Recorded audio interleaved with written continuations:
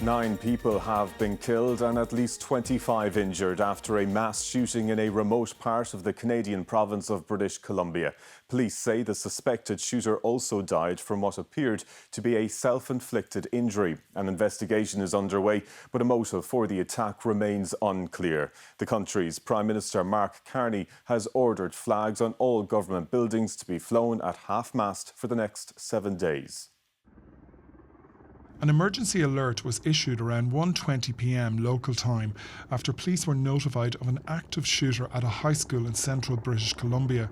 Students have described scenes of panic as they barricaded themselves into their classrooms and attempts were made to safely evacuate them. There is a report of an active shooter at the Tumbler Ridge Secondary School. The local journalist Trent Ernst arrived on the scene in the aftermath of the attack. 2 cop cars just came zooming by towards the school.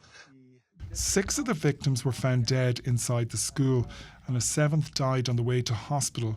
2 more bodies were discovered in a home nearby, which police believe is connected to the shooting. Authorities say they know the attacker's identity, but have not revealed their name or confirmed their gender. Earlier, police sent a shelter-in-place alert to phones in the area, describing the suspect as a female in a dress with brown hair. I don't know what RCMP plans are about releasing the identity of the individual that is the suspected shooter in this incident. The RCMP will be providing that updated information as they can going forward. What they've asked for right now is patience. Tumbler Ridge is a tight-knit community on the eastern slopes of the Rockies, just over 1,000 kilometres north of Vancouver, deep in rural British Columbia. The Prime Minister offered his condolences, adding that he will be visiting the community soon. It's obviously a very difficult day for the nation. This morning, parents, grandparents, sisters, brothers in Tumbler Ridge will wake up without someone they love. The nation mourns with you. Canada stands by you. Mass shootings in Canada are rare. This attack is amongst the most deadly in its history and is expected to reignite the gun ownership debate in a country where an estimated 12.7 million firearms are in civilian possession. David Landy, RTE News. Returning to our top story now, the mass shooting in Tumbler Ridge, Canada. For the latest, we're joined by Dean Rex Seidler, Managing Editor of 1130 News Radio. And thanks indeed for joining us on the 6-1, Dean, after what has been a busy 24 hours. Very few people here would have heard of the small town of Tumbler Ridge before this awful shooting. Can you take us through what happened there yesterday afternoon? Well, Tommy, I'll do my best, as they say. What happened is the RCMP, Royal Canadian Mounted Police, put out an alert, active shooter alert, around 1 o'clock, 1:30. At that point, you knew it was serious. This is a community of about 2,900 people, not very big at all. It is at basically what amounts to at the end of a road. So it's not a waypoint. It's not something it's not somewhere in between anything. 4 hours later, the RCMP rescinded that alert. And it was only shortly after that we realized the horrors of what happened. As you said, 10 people dead, 7 in the school, 8 if you include, or 7 in the school, yes, including the shooter. 1 passed away on their way to healthcare, to hospital perhaps. And then 2 were found dead in a home not far from the school. And again, this is a community of 2,800. So the school was really one of the hubs. As you say, a small town, many people would have known each other. What has been the reaction there amongst the community? Well, they're devastated, shocked. This is, as you said, a small community. Everyone knows everyone. Everyone is linked to what happened, whether they directly were related to any of the victims or, for that matter, the shooter. That, I'm sure, has all played out in the last 24 hours.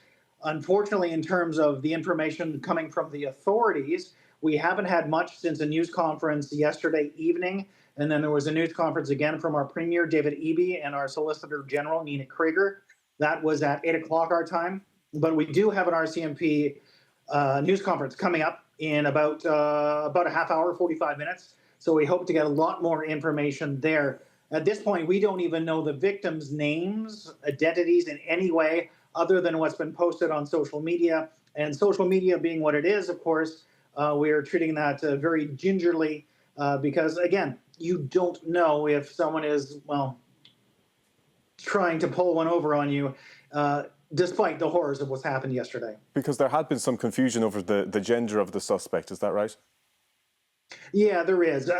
Again, this is all on social media, so we have stayed away from it, being sort of the responsible media that we are trying to be because we are very close to this. But yeah, there's been a lot of stuff online going back and forth.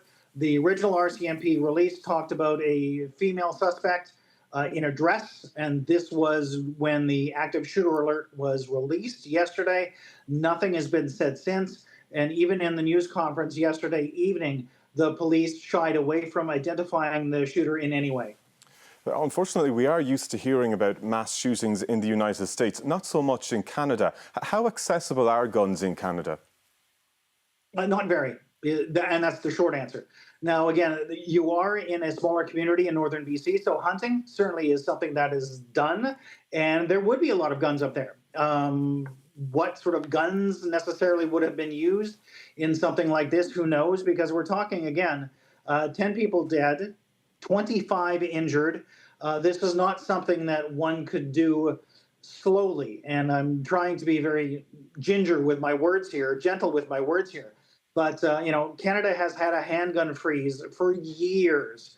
Our government is trying to bring in further restrictions on long weapons.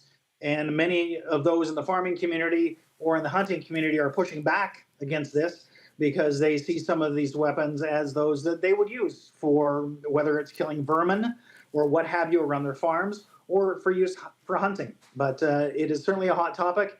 And what happened yesterday certainly will bring it back into the spotlight. All right, Dean Rex Seidler of 1130 News Radio in Canada. Thanks indeed for joining us on 6-1.